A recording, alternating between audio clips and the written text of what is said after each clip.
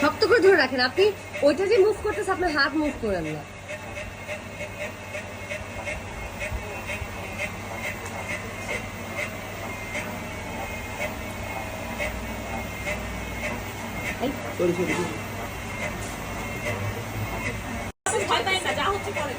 শক্ত করে ধরে রাখেন। আপনি ওইটা যে মুভ করতেছে, আপনার হাত মুভ করেন না।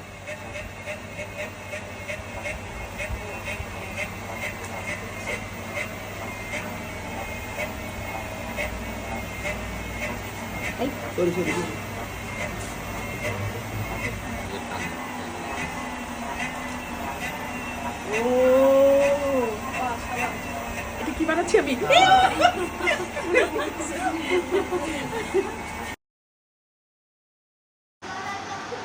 তোমার কপালে সম্মানিত সুধী, এই মুহূর্তে আপনারা দেখছেন নাজনীন মুন্নি আপু মৃৎশিল্পে নিয়োজিত। এই লাল কালারটা দাও না আমাকে। বুঝবে না। এই মায়া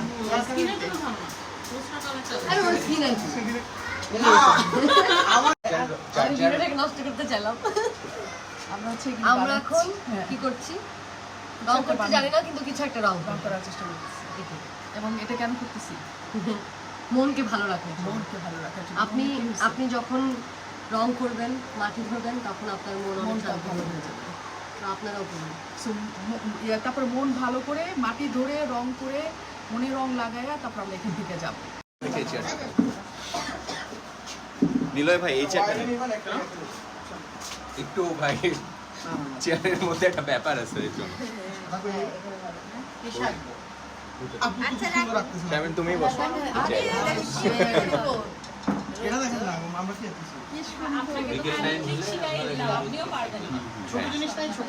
টাইম এত চেঞ্জ হয়েছে দাদা, আপনাকে তো বললাম কালকে আসবো, পরে আর কালকে আসা হয়। ও দাদা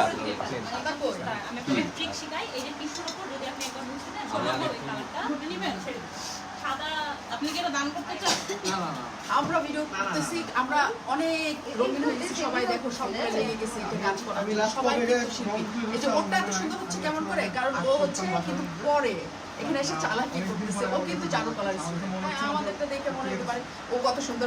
স্বীকার করো চারু কলার শিক্ষার্থী, এজন্য আমারটা সুন্দর হচ্ছে। আপনি কনফেস করতেছেন। আমার আমারটা বেশি ভালো লাগছে। আপনি হচ্ছে ফোক আর্টে আছে, আমিও ফোক আর্টে করছি। আমরা তো মানে চাপের সব চাক্কা অবস্থা না, এগুলো আমরা ছবি আঁকলে মাথা নাকি এটা আমাদেরকে বলেছে আপু। কেমন লাগতেছে এটা? নুসরাত আপু বলছে ছবি আঁকলে কি হয়। নুসরাত আপার দিকে ঘুরে। নুসরাত আপা, আপনি কি বলছেন? ছবি আঁকলে অ্যাক্টিভিটিস করলে কি হয়? মন ভালো হয়। মন ভালো করার জন্য আমরা ছবি আঁকতে হবে, মাটি ধরতে হবে, মাটি ধরে বসে থাকতে হবে, খালি পায়ে হাঁটতে হবে, মাটিতে গায়ে ইয়ে করতে হবে, গায়ে মাটি মেখে বসে থাকতে হবে।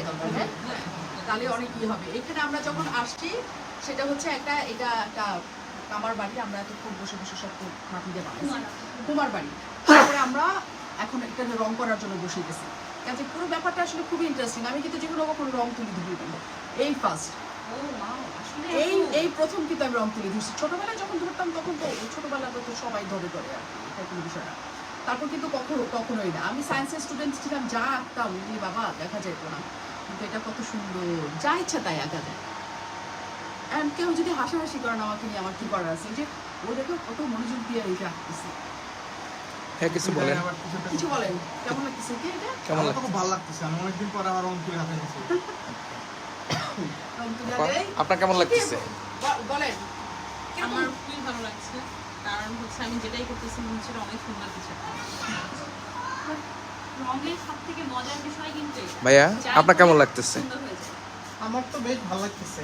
সেলিব্রিটিদের সাথে বসে বসে কাজ করতেছি। কোনজন সেলিব্রিটি? ও আপনারা চিকন এই যে নাজনীন আপা আছে একজন সেলিব্রিটি, তারপর হচ্ছে নুসরাত আপা আছে একজন সেলিব্রিটি।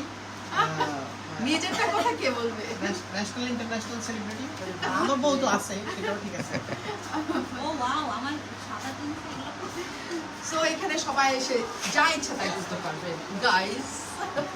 সো এখানে চলে আসতে পারবেন সব।